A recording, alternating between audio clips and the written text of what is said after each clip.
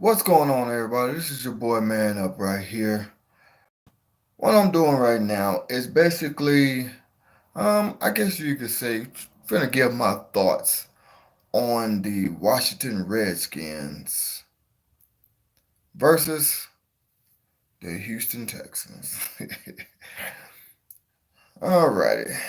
Now, I guess you could say, hmm, I think, of course, I'm gonna say the Texans gonna win this game. Now, I did see that there were several uh, people out for the Redskins.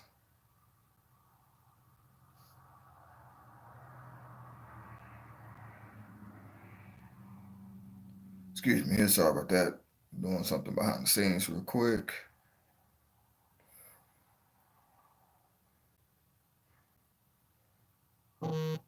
Alrighty, here. Sorry about that. Doing something behind the scenes.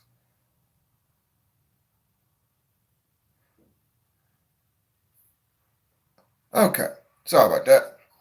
Now, what I'm basically saying is this. I think that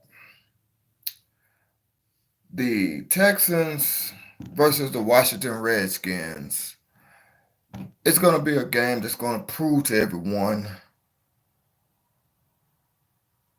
what we can and cannot do. Now, a lot of people have been saying, oh, sure, the Texans are winning, but they're beating teams that don't have a winning record. Well, at the time, if I'm not mistaken, sorry about that.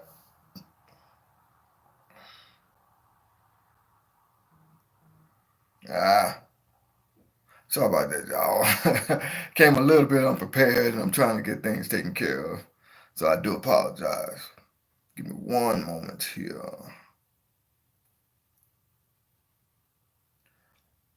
Alrighty.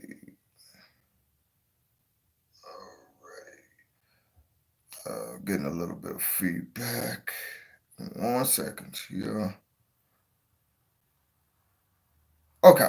Sorry about that. All right, now I'm ready.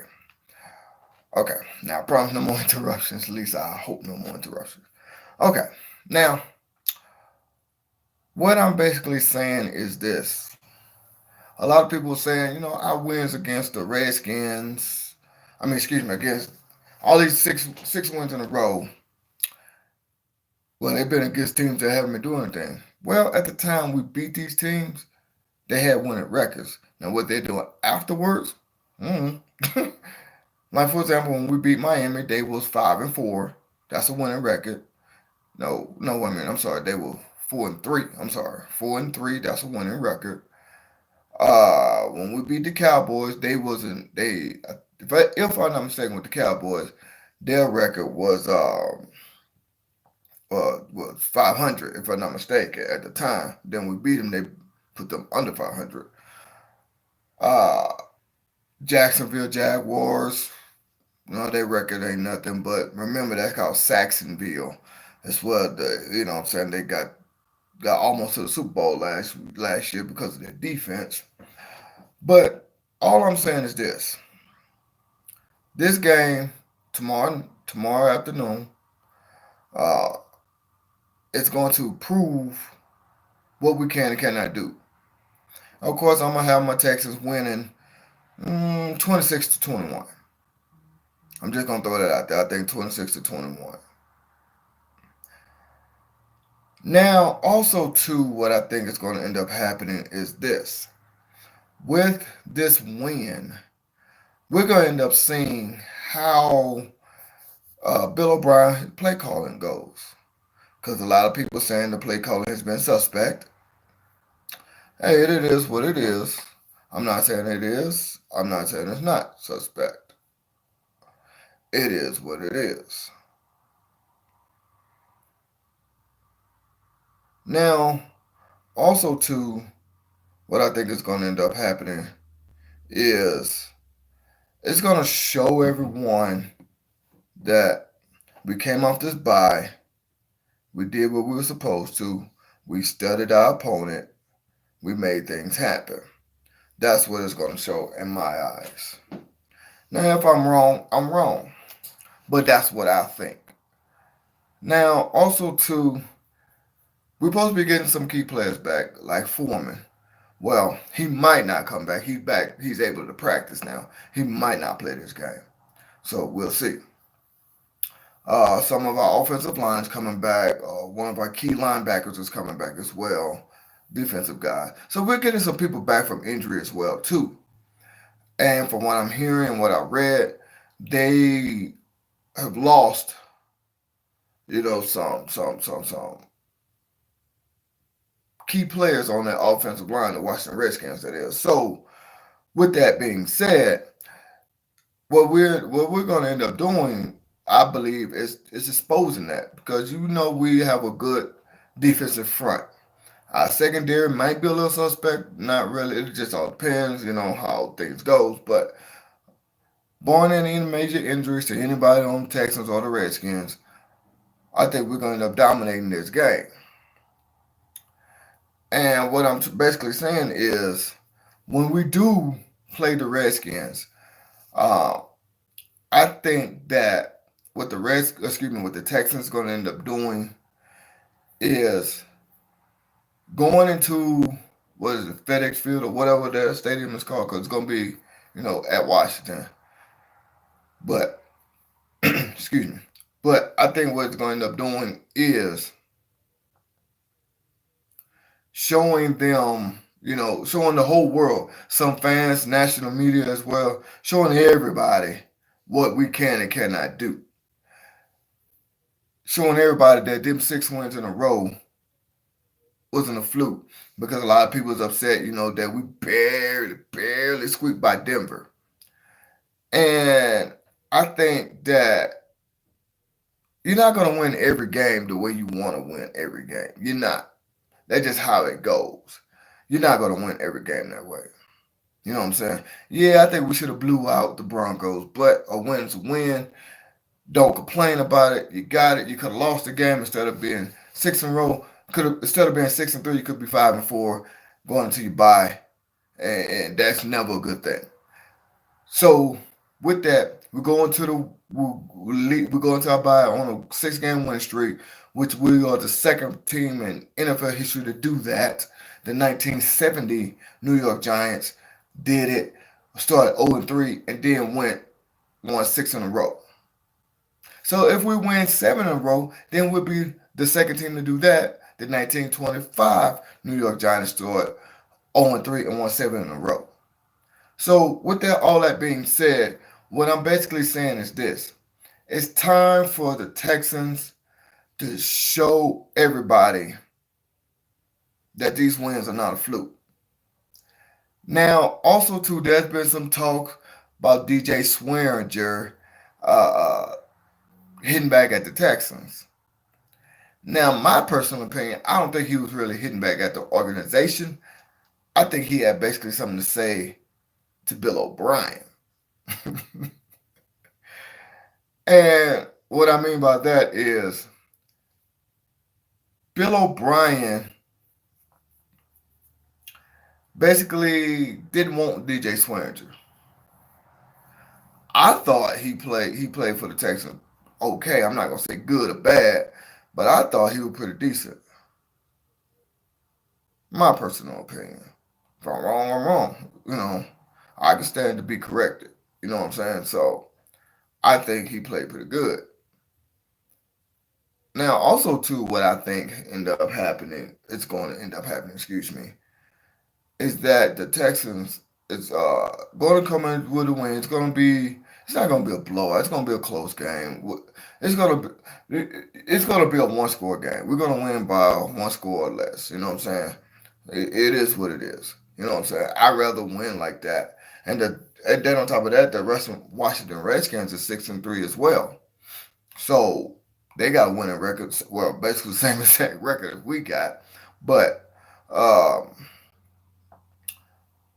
so this, like I said, this is just a time for us to show that we're going to, what I'm saying, show the media some of our negative fans, excuse me, uh, that Yeah, we still gonna dominate. Oh man, excuse me. We're still gonna dominate, but we're going to show them that all these wins that we got were not flukes.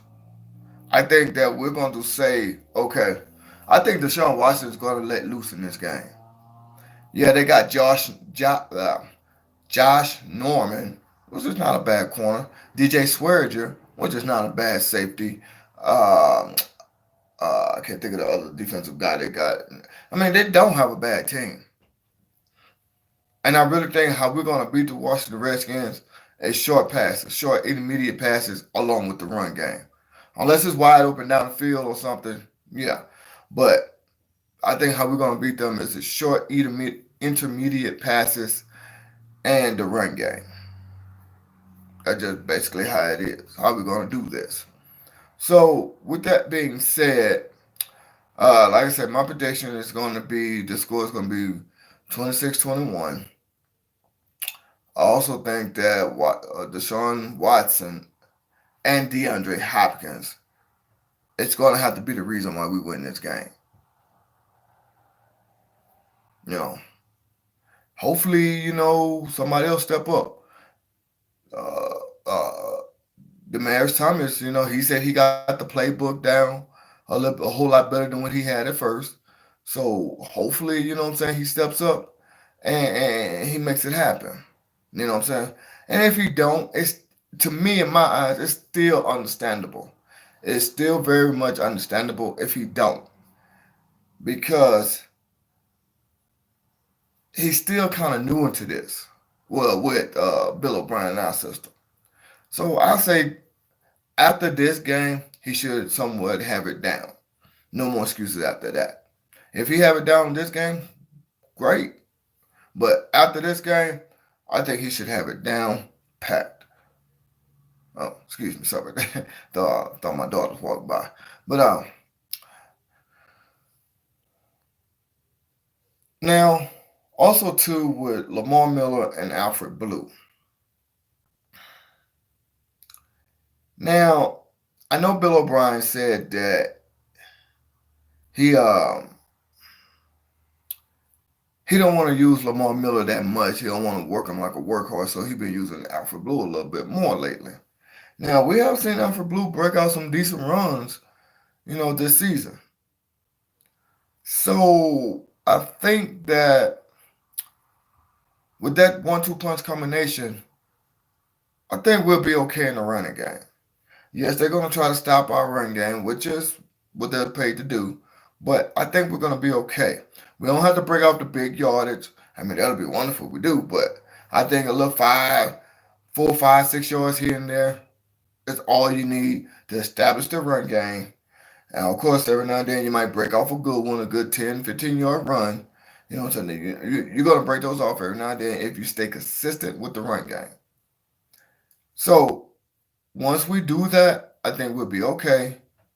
Everything will be fine. Then what we need to do as well is a little bit of play action. And like I said, short intermediate passes is how I think we're going to win this game. We can't have any more missed extra points by our kicker, Fairbear, if I said his name right. We can't have any more missed extra points. We can't. Uh, uh, uh, and I think Clowney and Watt have going to have to step up a little bit more. They don't have to get the sacks. If you're forcing the quarterback to get the ball out of his hands early or throw it away or some holding calls, those are just fine.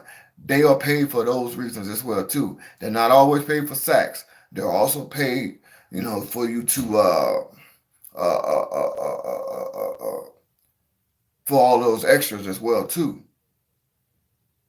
So, like I said, Whitney Merciless as well too. Not just Clowney and Watt. Whitney Merciless as well too. It's gonna have to step up a little bit more.